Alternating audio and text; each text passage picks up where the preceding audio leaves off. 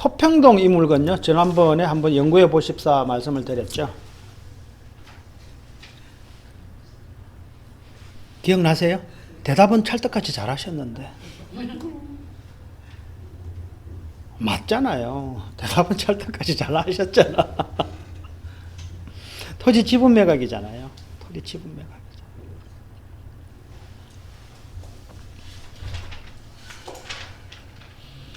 자, 2019-6600 도로 42.25평인데 토지 지분 매각이고요. 감정가는 최초 감정가가 1억 7,800만 원 정도 되어 있고 지금 6,100만 원까지 떨어져 있단 말입니다. 채무자는 현대아트건설이고 채권자는 변숙씨고 자, 뭐 도로니까는 뭐 임차인 현황 이런 거는 볼 것도 없는 것이고요. 현대아트건설의 뭐 지분 중 일부 이전 이런 식으로 막 되어 있는데 뭔가가 이 사람들이 2005년도에 막 이렇게 압류가 이렇게 되어 있다는 것은요. 뭐 어떤 여기에 있는 소유자들하고 어떤 좀 법률적인 관계가 있을 수도 있겠다 뭐 이런 생각도 들죠. 근데 가압류 이런 것들이 제법 많이 있네요. 여기에요. 몇 명 되네요. 그죠? 몇 명 되는데 매매 이렇게 하면서 막 이런 것들이 있는 거 보니까 여기가 아마도 시공사하고 관련되어 있는 그런 금전적인 관계가 있지 않을까 이런 생각이 드는 거예요. 정 궁금하면은요 요거 판결문 정본 이게 봐가지고요 판결문 보내달라고 요청을 한번 해보세요. 해보실 분 계세요? 한번 해보실래요? 판결문 복사 열람 신청하면은 요즘은 바로 다운을 받을 수 있도록 해주나요? 예, 예전에는 판결문에 나와 있는 개인정보를 다 지워갖고 이렇게 보내주고 이랬는데 지금도 지원은 주는데 지워가지고 바로 볼 수 있도록. 옛날에는 일주일 정도 며칠씩 걸려. 맞아, 꽤 시간이 걸려갖고. 신청하면은 10분 있으면 다 와요. 빠르네. 그것만 이제 전문으로 하는 사람이 있나 보다. 그죠? 그거 다 이제 전자로 전했잖아요. 그러니까는 이 판결문을 보면은 요 관계를 어떤 관계로 통해 가지고 이렇게 청구가 되는 경매가 들어왔는지를 미리 알 수가 있죠. 알 수가 있겠죠. 자, 그러면은 이 물건의 일단 토지 이용 계획의 공법적인 내용을 한번 살펴볼까요? 도로인데 지분이고 419평방미터고 2종 일반 주거지역인데요. 얘를 도로만 되어 있으니까 도로가 이게 길게 젓가락처럼 되어 있네요. 되어 있으니까는 얘를 한번 요거를 낮춰 볼게요.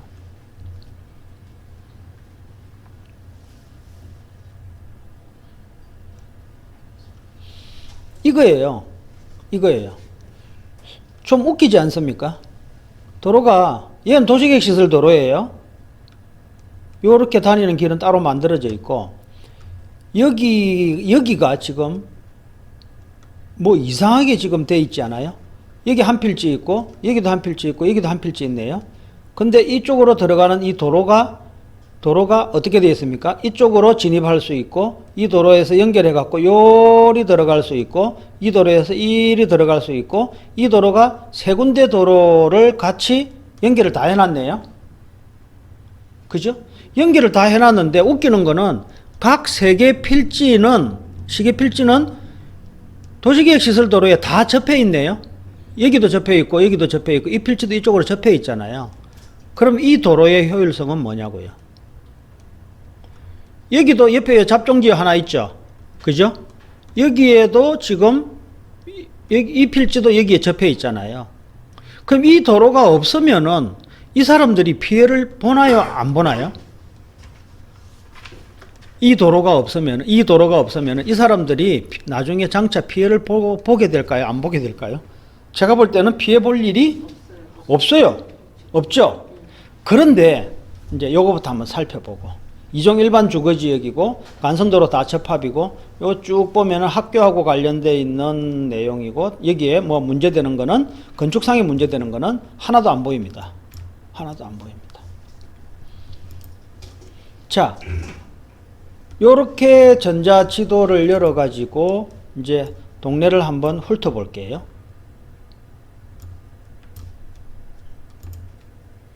훑어를 보면은 여기 있고 여기 한 동 있고 여기도 한 동 있고 그죠? 여기도 있고 여기도 있었죠. 그리고 여기도 있네. 총 4개 빌라 단지가 만들어져 있네요. 만들어져 있는데 아이러니한 것은 로드뷰를 한번 갖다 대 봤더니요. 이쪽에 위에다가 한번 갖다 대 볼게요. 이건데 담을 쳐놨네요. 그죠? 담을 다 쳐놨잖아요. 담을 다 쳐놨고 로드뷰를 이쪽으로 내려보면은 왜 이쪽으로 안 내려가지 또? 제가 아까 로드뷰를 여기 이쪽으로 놨지 않았나요? 더 밑으로 내려볼까요? 이쪽으로? 얘 또 같은 자리로 나오네. 그냥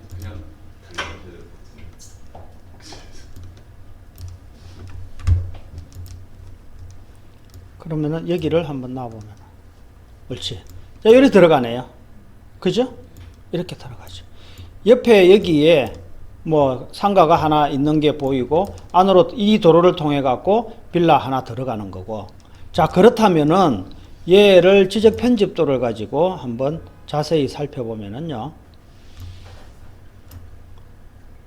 요렇게 된 요 빌라 한 개가 땅이 여기 주차장하고 같이 되어 있고 여기 코사마트 있는 요거는 옆에 지어져 있는 그 저기 5층짜리 아까 그 오래된 건물 그거였죠. 자, 그러면은 이 도로 한 개가 이쪽으로 들어가 갖고 요 빌라에 사는 사람들은 이 도로로 들어가 갖고 이 통로로 들어가 갖고 여기 주차하고 이 통로로 들어가 갖고 이 사람들 여기 주차하고 이 통로로 들어가서 이 사람 여기 들어가고 이 사람 이리 들어가고 지적은 이렇게 쪼개놨는데 다들 따로따로 되어 있네요. 따로따로 되어 있네요. 근데 얘네들이 지금 상태가 30년, 40년을 지나고 있단 말입니다. 그러면은 얘네들이 각자 어떤 뭔가를 한다고 한다면은 요즘 나와 있는 그런 소규모로 해갖고 아파트를 짓는다고 생각을 하면은 각자가 지으면은 답이 나올 수 있는 면적입니까? 각자 지네들끼리 한다 그러면 답이 안 나오는 면적이에요. 근데 얘네들이 지금 다 포개게 되면은요, 하나로 포개게 되면은요, 요렇게 해가지고 하나로 포갤 수 있잖아요.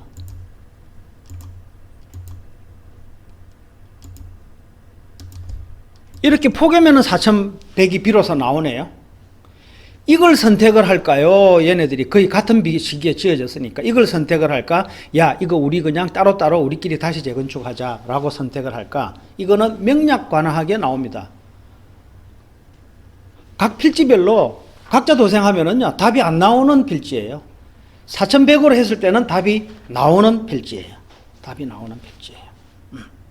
답이 나오는 필지가 됐을 때 얘는 그러면은 어떤 역할을 할 것이냐? 야, 이 도로 이거 없애버리자라고 이야기를 할까요? 아니면은 이 도로를 넣자라고 이야기를 할까요? 사람들이 이 도로 면적이 가지고 있는 부분을 포함을 시켜주면은요, 지을 수 있는 연면적이 엄청 더 늘어나잖아요. 늘어나기 때문에 당연히 넣어줍니다. 당연히 넣어줍니다. 그러면은 재건축을 소규모로 개발한다는 의미에서 이 도로가 가지고 있는 가치는요, 상당히 높은 가치를 갖고 있다라는 잠정적인 결론을 내릴 수 있는 거죠. 지금 1억 7,700에서 이렇게까지 떨어졌으면 지금 몇 프로까지 떨어졌습니까? 50%에다가 약 한 40% 정도 떨어졌네요. 그죠? 떨어졌네요. 이게 지어진 지가 얼마나 오래됐을까요? 몇 년도 지어졌지? 90년도에 지어졌네요. 90년도에 지어졌잖아요.